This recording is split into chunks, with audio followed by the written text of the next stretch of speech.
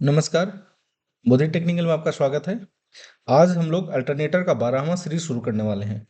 इस सीरीज में हम लोग देखेंगे अल्टरनेटर की क्षति और उसका दक्षता। अल्टरनेटर में जो होने वाला लॉसेस है उसको देखेंगे और उसका इफिशियंसी के बारे में हम लोग देखेंगे कि इफिशियंसी क्या होता है और लॉसेस क्या होता है। तो चलिए शुरुआत करते हैं। शुरुआत जो हम करेंगे इस सीरीज का वो करेंगे आज का प्रश्न से। तो हमारा आज का प्रश्न है, अल्टरनेटर का कॉपर लॉस को अस्थाई क्षति में रखा जाता है। ये आपको बताना है ट्रू है या फॉल्स है। ये जो स्टेटमेंट है ट्रू है या फॉल्स है उसको बताना है कि जो अल्टरनेटर है उसका जो कॉपर लॉसेस है उसको अस्थाई लॉसेस में रखा गया। मतलब जो एक होता है वेरिएबल और एक होता है कांस्टेंट लॉस। तो इसको मतलब यहाँ पे बोल रहा है कि कांस्टेंट लॉस में रखा गया है क्या। तो अगर ये ट्रू है तो इसको जवाब देना है, फॉल्स भी है तो जवाब देना, मतलब बताना है कि ये ट्रू है या फॉल्स है। तो चलिए शुरुआत करते हैं। अगर ये आपका जवाब आता है तो कमेंट बॉक्स में बताना है, अगर नहीं आता है तो इसका जो जवाब है हम वीडियो के अंत में बताने वाले हैं, तो कृपया वीडियो के अंत तक बने रहें। चलिए शुरुआत करते हैं आज का सीरीज। ये जो फिगर में दिख रहा है वो ये क्या है, ये आप कॉमनली यूज जो है अल्टरनेटर है। ये जो फिगर में आपको दिख रहा है सबसे ज्यादा जो यूज होता है अल्टरनेटर का वो उसका ये फिगर दिखाया गया है। इसमें दिखाया गया है कि ये देखिए इसमें दो पार्ट बेसिकली है। एक है जो है प्राइम मूवर है और दूसरा पार्ट है जो वो अल्टरनेटर का है। ये जो पार्ट है वो अल्टरनेटर का है और ये जो पार्ट है वो है प्राइम मूवर का है। ठीक है। इसमें क्या होता है, प्राइम मूवर से अल्टरनेटर को जो सॉफ्ट है, ये जो सॉफ्ट है यहाँ पे मैकेनिकल पावर दिया जाता है। क्या दिया जाता है? मैकेनिकल पावर दिया जाता है। और आउटपुट में जो टर्मिनल है, एक टर्मिनल है, टर्मिनल बॉक्स पे क्या लिया जाता है? इलेक्ट्रिकल पावर लिया जाता है। इलेक्ट्रिकल पावर रिसीव किया जाता है, रिसीव किया जाता है। ठीक है, समझिएगा। प्राइम मूवर के द्वारा सॉफ्ट में मैकेनिकल पावर दिया जाता है और जो आउटपुट होता है इसको देखिए, इसको बोला जाता है इनपुट। इनपुट अल्टरनेटर का क्या है? इनपुट है। और ये अल्टरनेटर का क्या है? आउटपुट है। ठीक है, आउटपुट है। यहाँ पे मैकेनिकल पावर दिया जा रहा है, इस पोजीशन में मैकेनिकल पावर दिया जा रहा है और इस पोजीशन पे इलेक्ट्रिकल पावर रिसीव किया जा रहा है। क्या होता है ना, इसमें क्या होता है कि जैसे ही आप जो मैकेनिकल पावर, मान लीजिए मैकेनिकल पावर क्या है, 100 वाट दे रहे हैं, तो जो इलेक्ट्रिकल पावर यहाँ मिलता है ना वो एग्जैक्टली 100 वाट नहीं मिल पाता है। समझिएगा, ध्यान दीजिएगा। जो हम लोग मैकेनिकल पावर जो सॉफ्ट पर दे रहे हैं वो 100 वाट अगर दे रहे हैं, तो जो आउटपुट में पावर मिलता है वो 100 वाट नहीं मिलता है, कुछ कम मिलता है। जैसे मान लीजिए 90 वाट मिल रहा है, बाकी 10 वाट जो है ना इसमें लॉस कर जाता है। कैसे लॉस करता है? वो जब आप प्राइम मूवर से घुमाते हैं तो इसमें कुछ लॉसेस होते हैं, जैसे ईडी करंट लॉस होता है, हिस्टेसिस लॉस होता है, कॉपर लॉस होता है, स्टेयर लॉसेस होता है, फ्रिक्शन लॉसेस होता है। तो इसके रूप में क्या होता है ना, इसमें कुछ जो है पावर जो है लॉस कर जाता है। तो हम जिसके कारण हम लोग को क्या होता है, आउटपुट में पावर कम मिलता है। ठीक है, जैसे आप फिर से इसको समझिएगा। देखिए ये क्या है, ये है अल्टरनेटर का स्टेटर और ये है अल्टरनेटर का रोटर। ठीक है, रोटर को जब सॉफ्ट की मदद से, प्राइम मूवर की मदद से रोटेट कराया जाता है, तो रोटेट करता है कहाँ पे? इसमें रोटेट करता है। जैसे ही रोटेट करता है तो ये क्या करता है, इसमें होता है इलेक्ट्रिकल फील्ड। इलेक्ट्रिकल फील्ड होता है और ये इलेक्ट्रिकल फील्ड जो होता है, सॉरी, इलेक्ट्रिक फील्ड होता है मतलब फ्लक्स होता है। ठीक है, और ये फ्लक्स जब इसको आप रोटेट कराते हैं तो ये फ्लक्स जो है, ये बाइंडिंग है, स्टेटर का जो बाइंडिंग है उसको काटता है। ठीक है, मतलब स्टेटर का बाइंडिंग को चेंजिंग फ्लक्स मिलता है, जिसके कारण ये स्टेटर में ईएमएफ उत्पन्न हो जाता है। और यहाँ पे हम लोग क्या करते हैं, आउटपुट में इसको, अगर थ्री फेज है तो आर, वाई और बी के रूप में हम लोग इसको क्या करते हैं, कलेक्ट कर लेते हैं। बेसिकली मैकेनिकल पावर यहाँ पे दिया जा रहा है और इलेक्ट्रिकल पावर जो है यहाँ पे रिसीव किया जा रहा है। जब हम यहाँ पे 100 वाट दे रहे हैं तो 100 वाट यहाँ आउटपुट में नहीं मिलता है, यहाँ पे लगभग मान लीजिए 90 वाट मिलता है। 10 वाट जो है ना, जो हमारा कन्वर्जन है, पावर जो कन्वर्ट हो रहा है मैकेनिकल से इलेक्ट्रिकल में, इसमें लॉस हो जाता है। जो कि लॉस हमको हीट के रूप में दिखता है, जो साउंड है साउंड के रूप में दिखना है, वाइब्रेशन के रूप में दिखता है। जब आप देखेंगे अल्टरनेटर चलाएंगे तो साउंड करेगा, हीट भी होगा, तो वही पावर जो है ना, हमारा जो 10 वाट लॉस हो रहा है वो कन्वर्ट हो जा रहा है।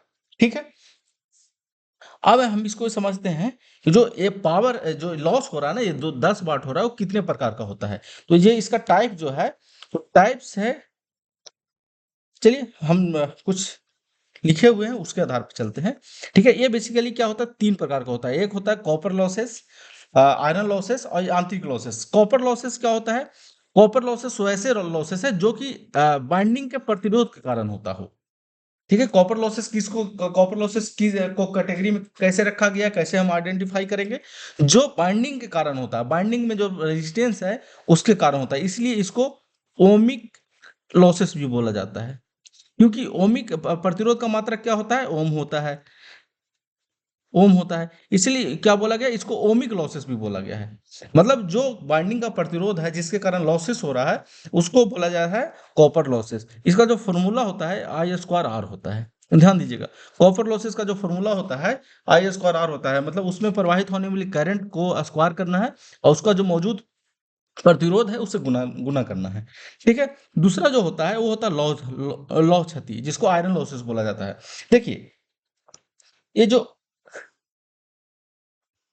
ये जो अल्टरनेटर बना है, इसका 2 मेन पार्ट है, एक स्टेटर है, एक रोटर है। ठीक है, इसका भी जो होता है ना 2 पार्ट होता है, रोटर का भी 2 पार्ट होता है, एक कोर होता है, रोटर कोर होता है, एक रोटर बाइंडिंग होता है। ठीक है, बाइंडिंग होता है। इसमें भी सेम उसी प्रकार का होता है, एक कोर होता है और एक बाइंडिंग होता है, मतलब एक स्टेटर का कोर होता है, एक स्टेटर का बाइंडिंग होता है। तो जो कोर में लॉसेस होता है ना उसको बोला जाता है आयरन लॉसेस। आयरन लॉसेस जो कोर में होता है, ध्यान रखिएगा, जो कोर में होता है, मैं कलर से इसको चेंज कर दे रहा हूँ, जो ग्रीन से दिख रहा है, ये देखिए कोर दिख रहा है। ठीक है, जो कोर में हो रहा है उसको बोला जाता है आयरन लॉसेस। क्योंकि कोर किसका होता बना होता है, ऐसे समझ सकते हैं उसको जनरल भाषा में, कि लोहा का बना होता है। ठीक है, और जो बाइंडिंग में होता है ना उसको बोला जाता है copper losses. Copper losses. Binding किसका बना होता है? तांबा का बना होता है, तांबा को इंग्लिश में क्या बोला जाता है? कॉपर बोला जाता है। तो इसको बोला जाता है कॉपर लॉसेस। ठीक है, इसको समझिए। जो कॉपर लॉसेस होता है वो प्रतिरोध के कारण होता है, और जो ये होता है, ये जो मटेरियल का जो डिजाइन है ना, डिजाइन की वजह से होता है। आयरन लॉसेस किसके वजह होता है? मटेरियल का क्वालिटी, मतलब किस मटेरियल का इस्तेमाल किया गया है कोर, और दूसरा कि इसका डिजाइन कैसा है, इसका मतलब डिजाइन कैसा हुआ है, एक ही ऐसा तो नहीं कि कोर जो बना है एक ही मटेरियल का बना है। ठीक है, तो ये होता है आयरन लॉसेस। ठीक है, अब हम इसको फिर से यहाँ पे चलते हैं स्लाइड में। देखिए, एक जो और होता है वो होता है यांत्रिक क्षति। नेक्स्ट जो होता है यांत्रिक क्षति होता है। यांत्रिक क्षति कैसे होता है? देखिए, ये जो प्राइम मूवर है, जब आप इस प्राइम मूवर को आप रोटेट करा रहे हैं तो देखिए सॉफ्ट जो होता है ना यहाँ से यहाँ तक होता है। ठीक है, और इसी पे आर्मेचर इसका फील्ड होता है और उस पर में स्टेटर होता है। ठीक है, ऊपर में स्टेटर होता है। अब देखिए, ये स्टेटर यहाँ पे बेरिंग होता है, यहाँ पे बेरिंग होता है, फिर इसमें फैन लगा हुआ रहता है। तो बेसिकली क्या होता है ना, बेरिंग होता है वो, उसमें घर्षण होता है। तो जब किसी भी पार्ट में घर्षण होगा तो उसमें क्या होगा? लॉस होगा। कौन सा लॉस होगा? पावर का लॉस होगा। तो इसको रखा गया है यांत्रिक लॉस में।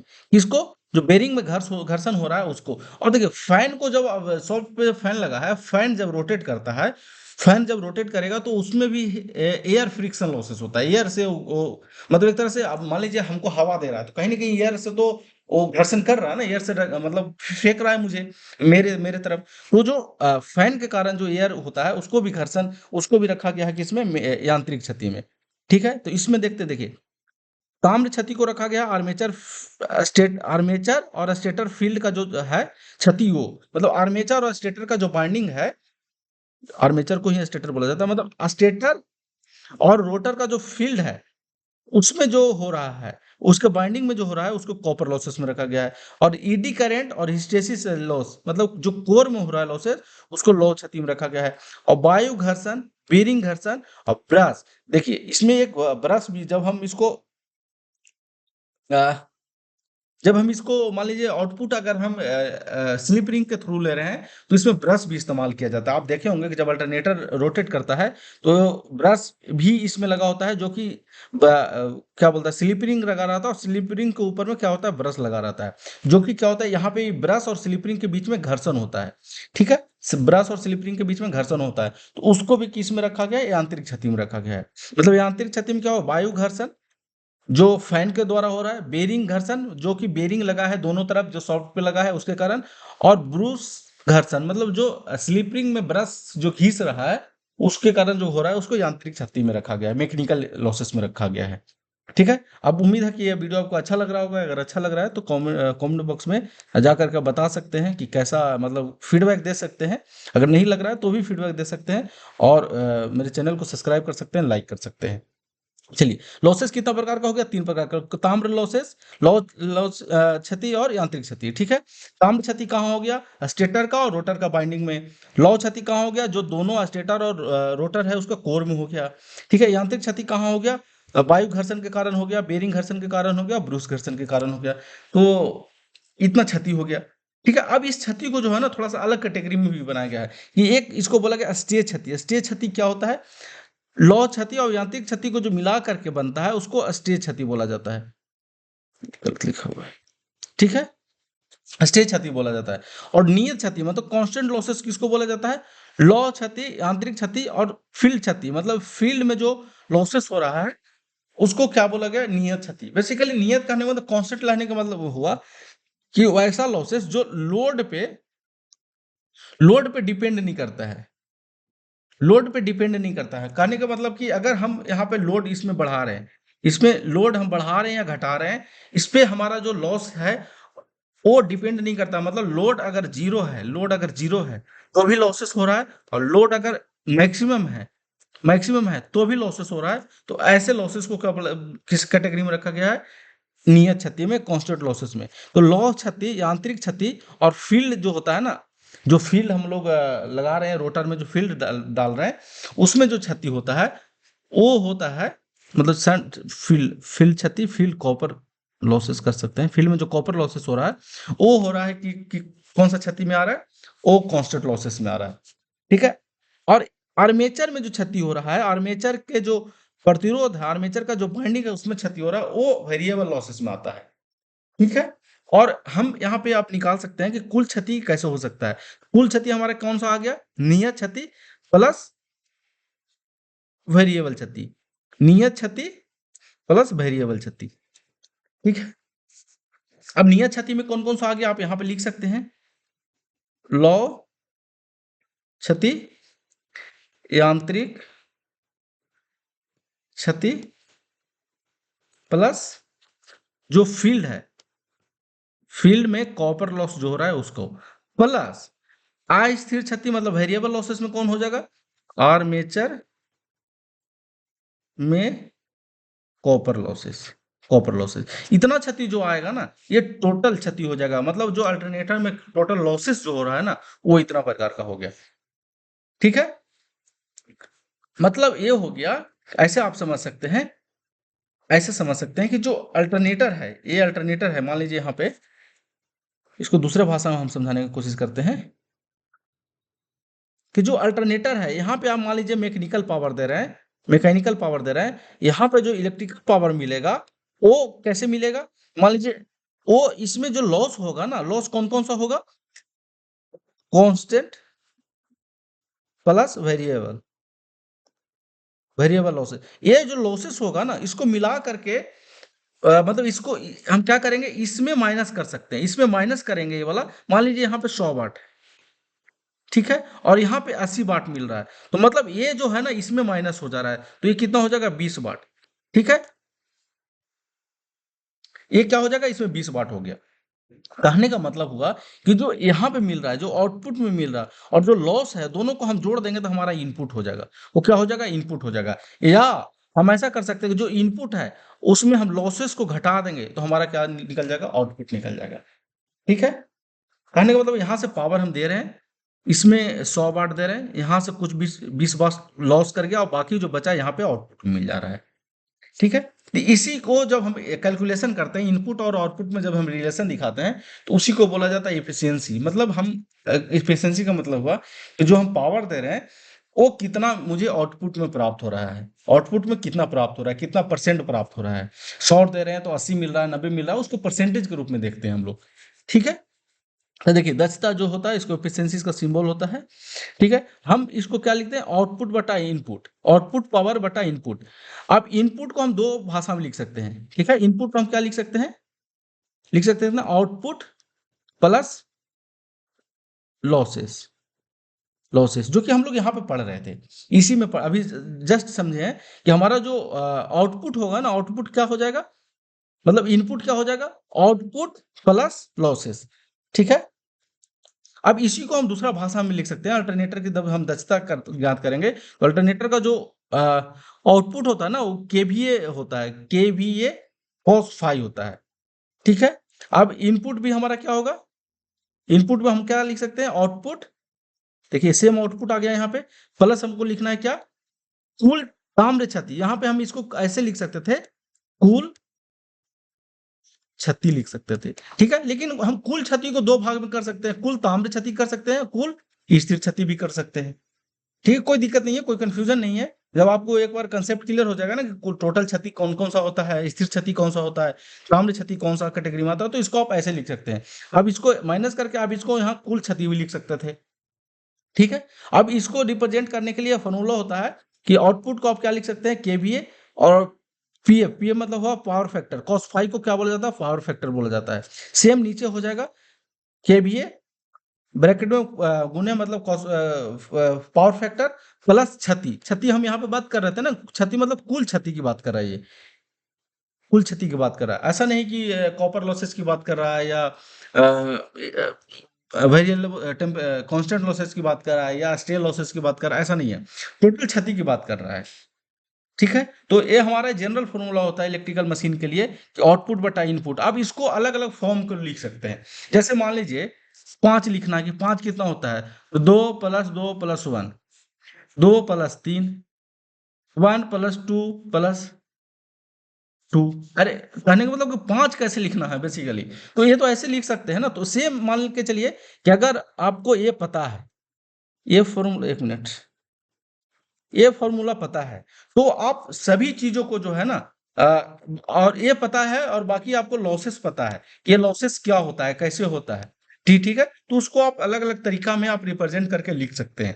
ठीक है, एक टेबल है, टेबल को भी थोड़ा सा आसानी भाषा में हम लोग समझ सकते हैं। देखिए इनपुट मैकेनिकल पावर दिया जाता है, जो मैकेनिकल पावर का जो फॉर्मूला होता है ये होता है।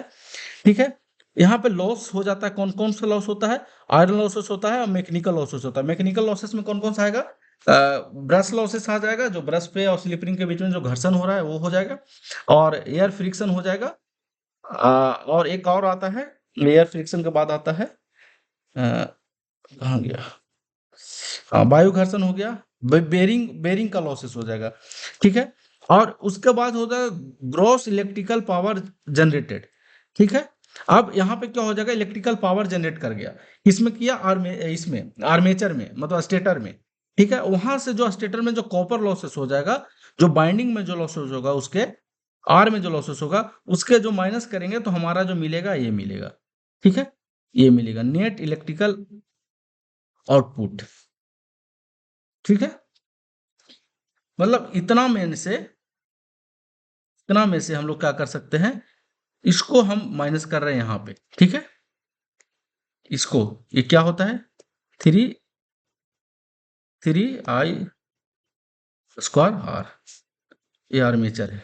ठीक है, तो इसको इस परसेंट से आप रिप्रेजेंट कर सकते हैं। बेसिकली थ्योरी यही है कि आप अगर समझ गए हैं तो आप अलग अलग ढंग से आप इसको लिख सकते हैं। ठीक है, अब हमारा जो रहा आज का जो प्रश्न है उसका टाइम आ गया है, तो हम बात करते हैं आज का प्रश्न पे। हमारा आज का जो प्रश्न था वो था, अल्टरनेटर का कॉपर क्षति जो होता है अस्थाई क्षति में रखा गया है, या अस्थाई क्षति में रखा है, ट्रू है या फॉल्स है, ये ट्रू है या फॉल्स है ये बताना है।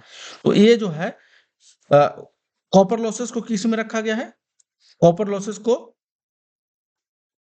वेरिएबल लॉसेस में रखा गया है, तो ये हमारा हो जाएगा स्टेटमेंट फॉल्स। स्टेटमेंट क्या हो गया, फॉल्स।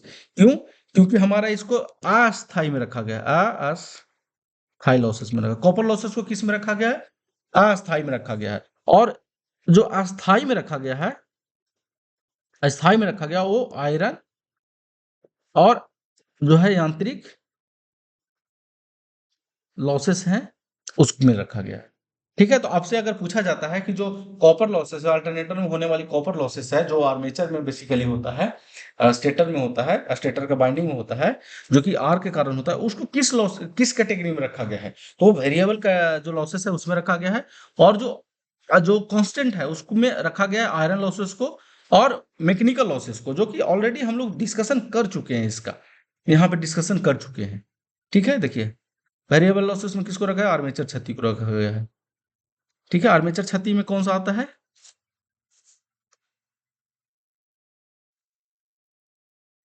ठीक है। तो चलिए अब हम वीडियो को यहीं पे समाप्त करते हैं, मिलते हैं नेक्स्ट सीरीज में। आज के लिए इतना ही, थैंक यू।